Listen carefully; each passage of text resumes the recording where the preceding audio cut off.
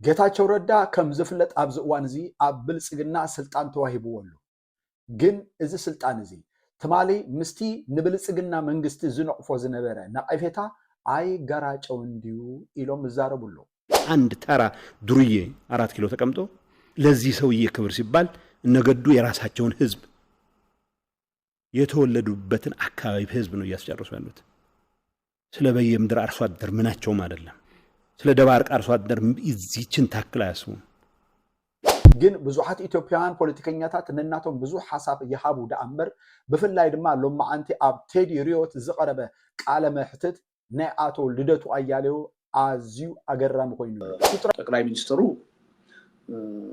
ብዙ አሳዎች ያጠምዳሉ ሁሉ ጊዜ አሳ ከማጥመድ ወደ ኋላ ብለው አያውቁም ግን አሁን ትልቅ አሳ በእጃቸው የገባ ይመስለኛል ዛሬ እና ግን አንድ ቦታ ፈልገው ይሰጧቸዋል የሚል ግምት ነበረኝ ከአንዳንድ ጓደኞችም ጋር ሰሞኑን ሳወራ እንደዛ አልነበርና ያን ያህል እውነቱን ለመናገር አልደነቀኝም ለማለት ነው ይህን ኤርዶዋን አያድ ነው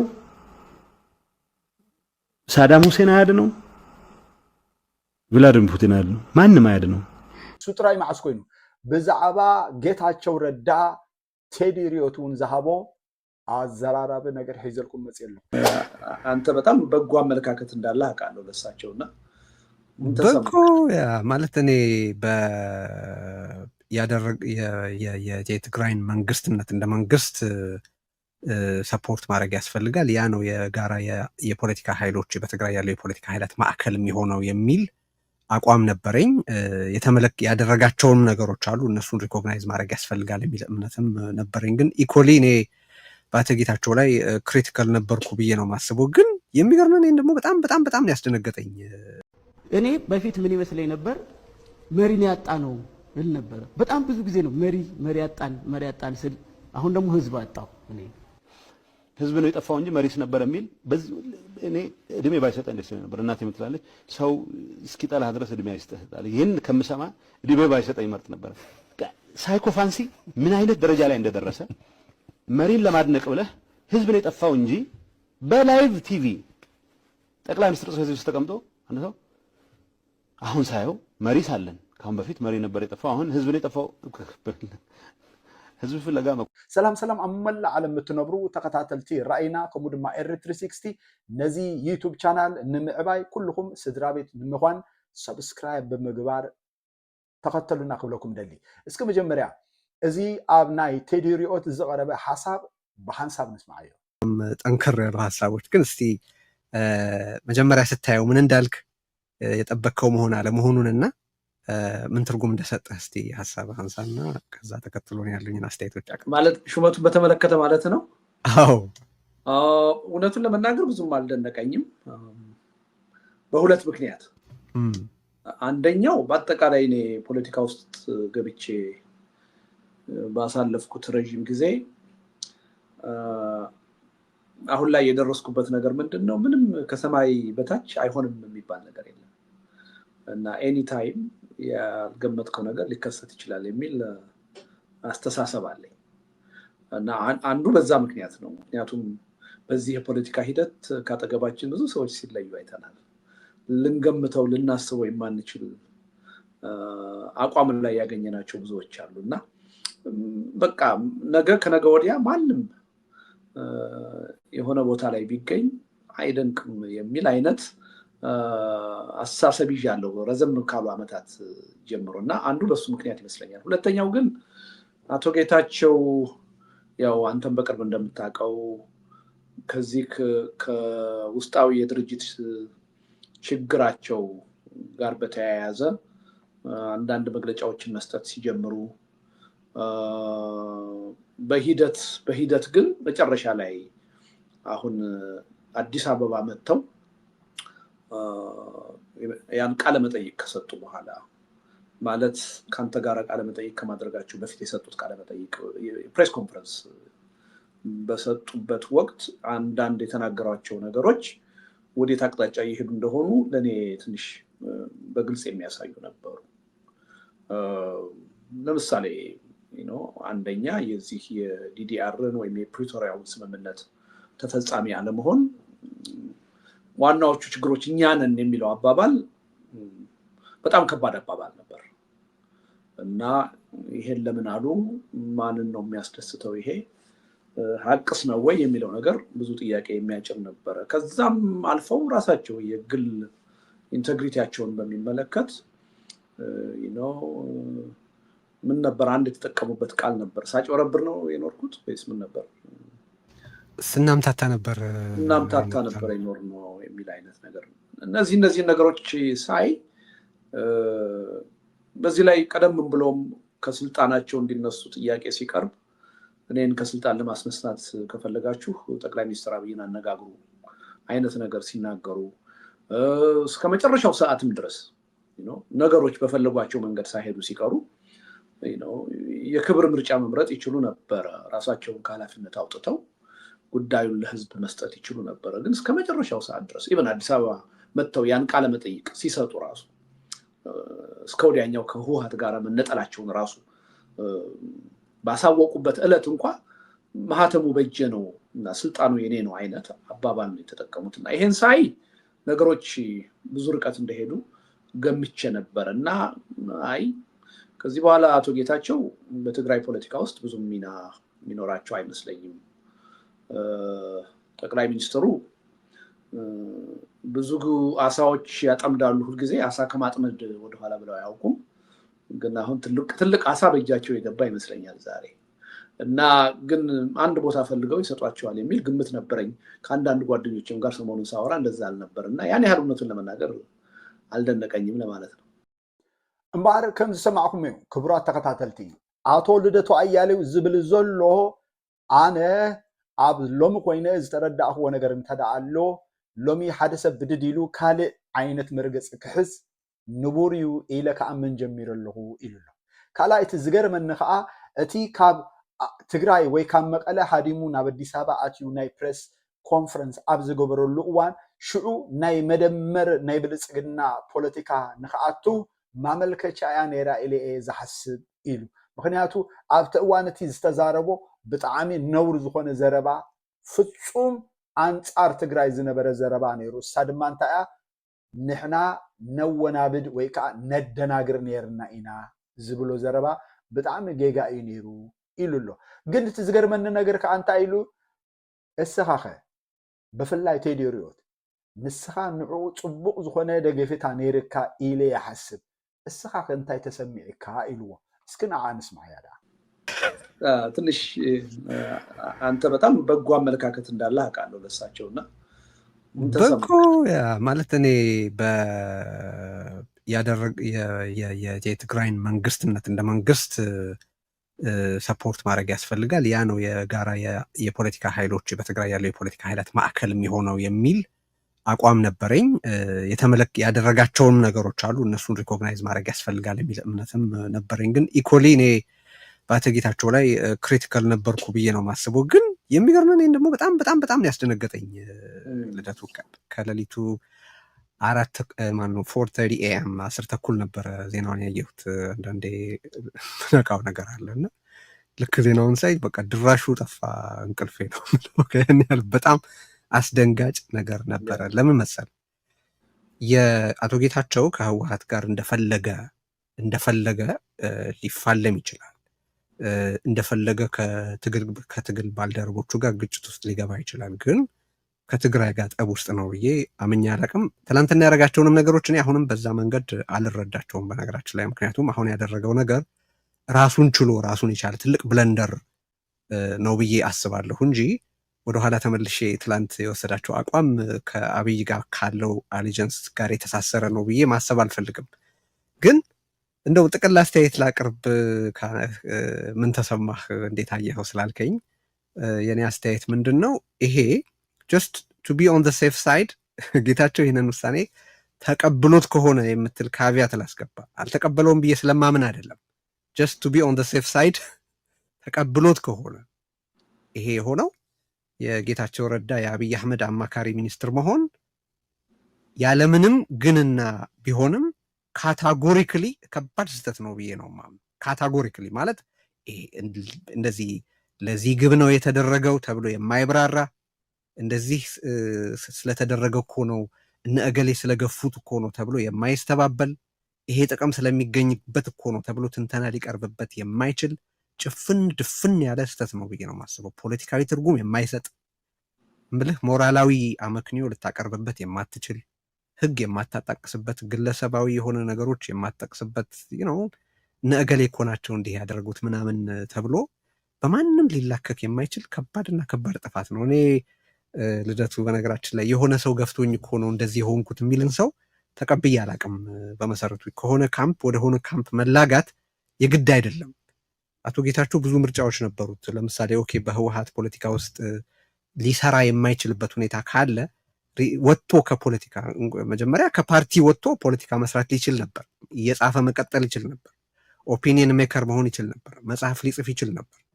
ያንንም እንኳ ማድረግ አልፈልግም ካለ እንደማናቸውም ግለሰብ ወይ መቀለ ዩኒቨርሲቲ ወይ አክሱም ዩኒቨርሲቲ ኦር በአዲስ አበባ ካሉ አንዳቸው ኮሌጆች ወይ ዩኒቨርሲቲዎች ያም አልቻል ካለ በሆነ ዓለም አቀፍ ተቋም ውስጥ ስራ እየሰራ እንደማናቸውም ሰው ዝም ብሎ እየኖረ መቀጠል ይችል ነበር።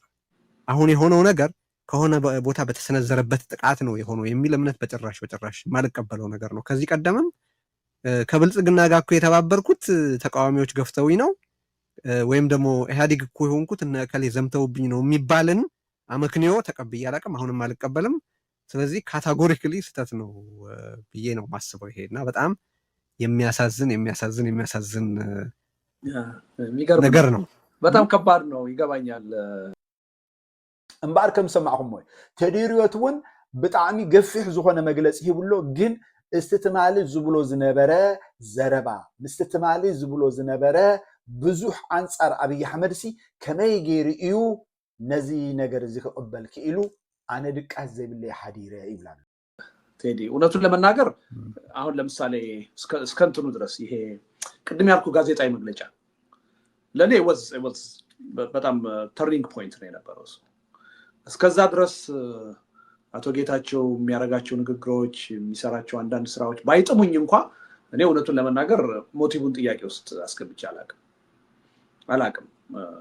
ግን ያ ጋዜጣዊ መግለጫ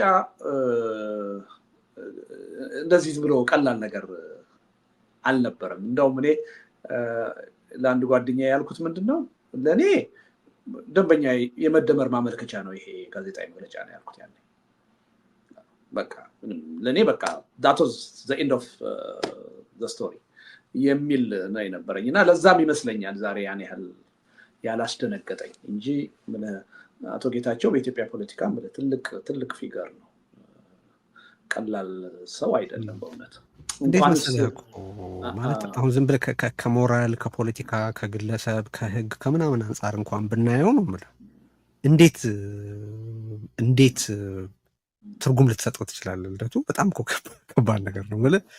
ሞራላዊ ውድቀትና ዝቅታው እኮ በቀላሉ ካፕቸር ማድረግ የሚቻል ነው ማለት እኮ አይቻልም። በጣም ከባድ እኮ ነው። አንደኛ በትግራይ ላይም በሌሎች የኢትዮጵያ ህብረተሰቦችም ላይ የዘር ፍጅት ዘመቻ እያካሄደ የነበረ ያለ እና ማካሄዱንም እንደሚቀጥል ብዙ ነገሮች የሚያሳይህን አገዛዝ እንዴት በአማካሪነት ትሰለፋለህ? ማለት ማሳየት የምፈልገው ነገር ራሱ አለ።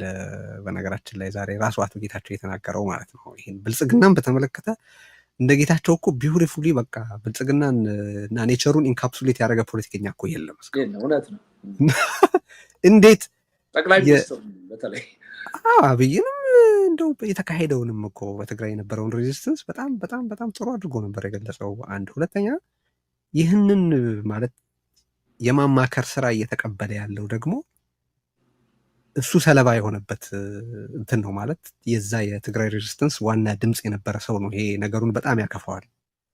ፖለቲካን ደግሞ ካየ ከፖለቲካ አካባቢ እንደውም እዚህ ላይ የተወሰነ አስተያየት ብትሰጥበት በጣም እወዳለሁና በእኔ አስተያየት ከአብይ አህመድ ጋር በመስራት ወይም አብይ አህመድን እንደ አንድ ቀና አጋር ምድረው ፓርትነር ኢን ጉድ ፌይዝ አድርጎ በመቁጠር እስካሁን የተሳካ አሁን እየተሳካ ያለም ወደፊት የሚሳካም አንዳችም ህዝብን የሚጠቅም ሰናይ የፖለቲካ ግብ አለ ብዬ አላምንም። ሁለተኛ ፖለቲካዊ ስሌት አለው እንኳን እንዳይባል አንተ በጽሁፎች ብዙ ጊዜ ትጠቅሰዋለህ። ይሄ እየሰመጠ ያለ መርከብ ነው ማለት በጣም ደካማ መንግስት ነው። ደካማ መንግስት ነው ማለት የሚያደርሰው ውድመት ቀላል ነው ማለት እንዳልሆነ ግልጽ መሆን አለበት። እንደ መንግስት ከተሰላ ይሄ መንግስት እጅግ ደካማ መንግስት ነው። ግን ድክመቱ አንድ ሐሙስ የቀረቡ ነው የሚያስብል አይደለም። እየሰመጠ ባለ መርከብ ውስጥ ፖለቲካሊ ብቻ ብታሰላው እየሰለመጠ ባለ መርከብ ውስጥ መቀላቀል ምን ትርጉም አለው ብለህ ትጠይቃለህ። አይ እየሰመጠ ያለ መርከብ አይደለም ጠንካራ ነው የሚል ሰው ይህንን ማለት የኔን አሰስመንት የማይቀበል ሰው ቢኖር እንኳን ኦኬ ዞሮ ዞሮ መስመጡ የማይቀር መርከብ ነው ብዬ ነው የምከራከረው። ቢካዝ ሰስቴነብል አይደለም አገዛዙ አሁን አገሪቱን እያስተዳደረ ያለበት መንገድ እያስተዳደረ ከሆነ ሰስቴነብል አይደለም። በዚህ ልክ በሁሉም ፍሮንት ጦርነት እያካሄድክ በገዛ ህዝብህ ላይ ጦርነት አውጀህ ኢኮኖሚክሊ፣ በዲፕሎማሲ፣ በፖለቲካ፣ በውትድርና በዚህ ደረጃ እየወደቅ አገሪቱን ሰስቴነብል በሆነ መንገድ ታስቀጥል አትችልም። አይ ይሄም አይሰራም እንደው መስመጡ የተረጋገጠ አይደለም የሚል ተከራካሪም ከመጣ ደግሞ እንደገና መስመጡ ማለት እንዲሰምጥ ሊደረግ የሚገባ አገዛዝ ነው። አገሪቱን አይደለም እያልኩ ያለሁት አገዛዙን ነው። እንዲሰምጥ ሊደረግ የሚገባ አገዛዝ ነው። ከሀገሪቱ ጫንቃ ላይ እንዲወርድ መደረግ ያለበት አገዛዝ ነው ብዬ ነው። በዚህ ደረጃ በዛም ማረከው በዚህ ሰናይ ነገር ልታገኝለት ልታወጣለት የማትችልን አገዛዝ አንድ አማካሪ ሆነህ ምን ትርጉም ያለው ነገር ልታደርግ ትችላለህ? ሁለተኛ የደህንነት ስጋትን በተመለከተ ትናገራለህ አንተ ልደቱ ብዙ ጊዜ ከትግራይ ህዝብ አንጻር ብቻ ሳይሆን በአጠቃላይ የኢትዮጵያ ቁጥር 1 የደህንነት ስጋት አብይ አህመድ ነው ትላለህ። በጣም የምስማማበት ነገር ነው። የደህንነት ስጋትን በተመለከተ ኢን ፕራክቲካል ተርም ሲገለጽ ከተባለ ደግሞ በትግራይ ህዝብ ልክ በአብይ አህመድ የደህንነት ስጋትነቱ የተገለጠ በሲጅ በጦርነት በምን የተጨፈጨፈ ማለት ማነጻጸር ምናምን ሳይሆን ብዙ ዋጋ የከፈለ ህዝብ ነው። ብቻ የአብይ አህመድ ቁጥር 1 የደህንነት ስጋትነቱ በሚገባ የታየበት ህብረተሰብ ነው። ከዚህ ግለሰብ ጋር በዛ ረገድ አብይ አህመድ የለወጠው ፖሊሲ የለም። ከዚህ ግለሰብ ጋር በመተባበርስ የትኛውን የትግራይ ጥቅም አስጠብቃለሁ ልትል ትችላለህ? አጋር ሆነህስ ደግሞ ያልቻልከውን ተቀጣሪ ወይም አማካሪ ሆነህስ ምን ልታሳካ ትችላለህ? አብይስ በፍላጎቱ በመርህ ሰዎችን ገዝቶ የራሱ ባሪያ ማድረግ ነው ስትል ቆይተህ ጌታቸው እንደዛ ሲል ስለነበር በተቋማዊነት ይቅርታ አያምንም ሲል ቆይቶ ጌታቸው ለእርሱ እሺ ብሎ ማደረን ብቻ ነው የሚቀበለው። አብይ ምግብ እንድትበላ ቢፈቅድልህ ሜኑውን እንኳን ራሱ ነው የሚወስነው ስትል ቆይተህ የትግራይን ህዝብ የራስን እድል በራስ መወሰንን ለአደጋ መጣል ነው ብልጽግናን መቀላቀል ስትል ቆይተህ አብይ ሰጠ አብይ ነሳ ነው እኮ ለአብይ መገዛት ማለት ስትል ቆይተህ አሁን ምልህ በዚህ ደረጃ የአብይ አማካሪ ሚኒስትር ለመሆን መወሰንስ ምን ትርጉም ሊሰጥ ይችላል? እና በብዙ መልኩ ብታየው ብቻ ፖለቲካሊ ሴንስለስ የሆነ ነገር ነው። ግን አብይ እንግዲህ እንደምታውቀው ካሉ ድርጅቶች ሁሉ አንጃ እየፈጠረ የራሱ የሚላቸውን ሰዎች መፍጠር ይወዳል። ለምሳሌ የራሱ አብን አለው፣ የራሱ ኦነግ አለው፣ የራሱ ኦብነግ አለው። ኢዜማ እንኳን ያው ክፋይ ስለሌለው በሙሉ የአብይ ነው። አሁን እንግዲህ ጌታ አብይ አህመድ የራሱን ህወሓት አገኘ ማለት ይቻላል። እስቲ ምን ትላለህ? መጀመሪያው ላይ ምንድነው ሊባል የሚችለው? አሁን ምን ጥቅም አለው ከዚህ አገዛዝ ጋር አብሮ መስራት የሚለው ነገር ያው መቼስ በመርህ ደረጃ አንድ መንግስት አምባገነንም ቢሆን በመርህ ደረጃ አብሮ መስራት አስፈላጊ የሚሆንበት ሁኔታ ሊኖር ይችላል። ለምሳሌ አንድ መንግስት አምባገነን ሆኖ ግን አሁን ብልጽግና የሚፈጽማቸውን ወንጀሎች በህዝብ ላይ የማይፈጽም ቢሆን እና ወደፊት በምርጫም ሊወገድ የሚችል መንግስት ከሆነ ተቃዋሚዎችና መንግስት በሚያግባባቸው ጉዳዮች ላይ አብረው ቢሰሩ፣ ተቃዋሚዎችም ደግሞ በመንግስት በኩል ተሿሚ ቢሆኑ ችግር አለው ብዬ አላምንም። እንዳውም የዲሞክራሲ ሂደትን ባህልን ያጠናክራል የሚል እምነት ነው ያለኝ። ነገር ግን ከብልጽግና ጋር ይሄ አይሰራም። በነገር ላይ አሁን ያነሳቸውን ጥያቄዎች ሆፕፉሊ ለአቶ ጌታቸው ታቀርብላቸዋለህ ብዬ አስባለሁ። አቶ ጌታቸው እንጋብዘዋለን፣ እንኳን አነሳው እንጋብዘዋለን። አሁን መጥቶ ሊያብራራ ይሄን ጉዳይ እውነቱን ለመናገር መጥተው ማብራራት ያለባቸው ይመስለኛል። ብዙ ሰው አሁን ለጠየቀው ጥያቄ መልስ መስማት የሚፈልግ ይመስለኛል እና እኛ ያን መልስ ከምንሰጥ ራሳቸው ቢሰጡ ጥሩ ይመስለኛል። በእውነት ሁላችንም መስማት እንፈልጋለን። ምን አሳማኝ ምክንያት አላቸው የሚለውን ከራሳቸው አፍ ብንሰማ ጥሩ ይመስለኛል። ኤኒዌይ አንደኛ ከስርዓቱ ባህሪ አንጻር ይሄ ስርዓት ልደገፈው የሚገባ ስርዓት አይደለም። እንደውም በህዝብ ትግል ስልጣኑን እንዲለቅ ልንታገለው የሚገባ ስርዓት ነው። የሚጎዳ እንጂ የሚጠቅም ስርዓት አይደለም። አንዳንድ መንግስት ከነ ችግሩም ከነ ድክመቱም ብለህ የሚጠቅመው ነገር ሊኖር ይችላል በመኖሩ። ይሄ አገዛዝ በመኖሩ ጉዳት እንጂ ጥቅም ያለው ስርዓት አይደለም። በህዝብ ላይ ጭፍጨፋ መፈጸም ህዝብን መውጋትን የፖለቲካ አጀንዳ አድርጎ ያገዛዝ ስርዓት አድርጎ የሚንቀሳቀስ ኃይል ነው። ከዚህ ጋር አብረህ መስራት ስተት ነው ብቻ አይደለም ሪሊ ከዛም ያለፈ ትርጉም ሊያሰጥ ይችላል። ወንጀልም ነው ኃጢያትም ነው ልትል ትችላለህ እንደይታህ ማለት ነው። ዞሮ ዞሮ ግን እንደው ተጨባጭ የሆነ ነገር ዶክተር አብይ ወደ ስልጣን ከመጡ አንድ አመት በኋላ ምናምን ይመስለኛል እና አንድ የእሳቸው አማካሪ የሆነ ሰው ስሙን ልጠቅሰው ማልፈልግ በሆነ አጋጣሚ ያገኘው እና አቶ ከሌ እንዴት አንተን የመሰለ ሰው አማካሪ በሆነበት ሁኔታ እንዲህ አይነት ስህተት ይሰራል ብዬ አንድ ጉዳይ አንስቼ አነጋገርኩት እና ደነገጠ ሰውየው። ይቅርታ ልደቱ በጣም ነው ማዝነው እንደዚህ ብለህ ታስባለህ አለኝ። ከኔ የተሻለ ጠቅላይ ሚኒስትሩን አንተ እንደምታገኛቸው አውቃለሁ አለኝ። ቢሮዬም ጠቅላይ ሚኒስትር ቢሮ ነው። ብታምንም ባታምንም ይሄን ያህል ጊዜ እሳቸው አማካሪ ሆኜ አንድም ቀን አግኝቼ አማክሬያቸው አላውቅም አለኝ። ሰው የሚገርም እሱ ብቻ አይደለም። ከዛም በኋላ ልትገምት ትችላለህ አንዳንድ ሰዎችን አገኘሁ በአማካሪነት ተሽሞ የነበሩ ኋላ የለቀቁ ሰዎችን እና ተመሳሳይ ነገር አንድም ቀን ምክራችን ተጠይቆ አያውቅም አግኝተናቸው አናውቅም ይላሉ። እና እንዲህ አይነቱ ቦታ የሚሰጠውም በነገር ላይ ለስራ አይደለም ያው አንተን ታማኝ አድርጎ ለማቆየት እንዳትበጠብጥ እንዳትረብሽ የምትበላውን የምትጠጣው እና የምትሄድበት መኪናና የምትኖርበት ቤት እንዳታጣ ነው እንጂ እንድትሰራበትና እንድታገለግልበትም አይደለም እውነቱን ለመናገር። እና ሪሊ ምን ትርጉም አለው የሚለው ነገር ትርጉም ያለው አይመስለኝም። ግን እውነቱን ለመናገር ምን ወዳቸው ሰው ስለነበሩ አቶ ጌታቸው ከነ ፖለቲካ ልዩነቶቻችን አይደለም እኛ ራሳችን እየገመትን የእሳቸውን መልስ ከመስጠት እሳቸው በቅርብ ጊዜ እኔ ያንተ ሚዲያ ላይም ደጋግመው ስለተገኙ ቀርበው ይሄ የሁላችንም ጥያቄ ስለሆነ ቢያብራሩልን ጥሩ ነው ብዬ አምናለሁ።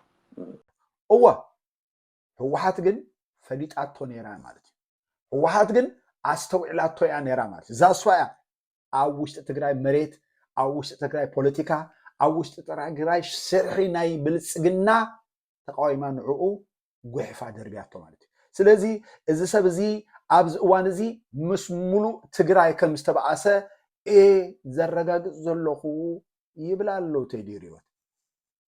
እስቲ ገለገለ ንመዘከርታ ዝኣክል ሓደ ቪድዮታት ንርአ እምበር ከም ዝረኣኹሞ እዩ። እቲ ቀደም ዝዛረቦ ዝነበረ ናይ ኣብ ልዕሊ ኣብይ ኣሕመድ ኩሉ ዝነበረ ፀርፍን ምንዓዓቕንሲ ሎሚ እውን ኣመል ኮይኑዎ እዩ ኣብ ህወሓት ዝገብሮ ዘሎ ኢልኩም ዶ ኢልኩም ኢኹም ኢልና እንተልኩም ኢልና ኢልኩም ኮመንት ጻሕፉ ላይ ኣብ ተመሳሳሊ ፕሮግራም ይራኸበና። ሰላም ንኩሉ ወዲ ሰብ።